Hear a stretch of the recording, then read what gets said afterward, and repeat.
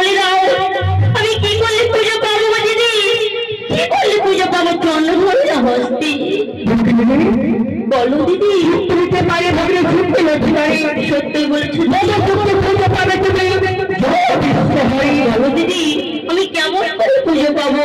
ঘরে বাড়ি বেশি দেবে চন্দ্র ধরে রেখে পুজো জলে তুলে না তোমার রান্না শুরু হ্যাঁ গো দিদি। তোমার ঘরে তোমার নাকে বসে হ্যাঁ গো দিদি। তাই তো যদি এক এক করে চন্দ্র ধরে ছয় ছয়টি ফুটে রাখে কতই আছে সম্ভব। হ্যাঁ গো দিদি। বলো দিদি। মা হওয়া বড় মা হতে গেলে কত যন্ত্রণা কত কষ্ট সহ্য করে মা হতে হয়। দিদি গো আমি ওই সব জানতে চাই না। আমি চন্দ্র ধরে পুজো পাবো তুমি বলে দাও দিদি। দিদি গো একটা বলছি চন্দ্র হয়ে ছয়টি ফুটে মেরেছো। হ্যাঁ গো দিদি। অবশ্যই তোমারই ঘরে সন্তানের জন্ম দিতে হবে। সন্তানের জন্ম? কিন্তু কিভাবে গো দিদি?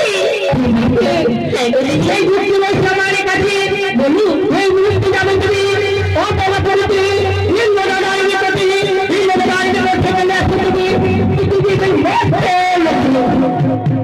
কি ফেললো গো দিদি? তুমি কি করবে বলতে বললে আমাকে?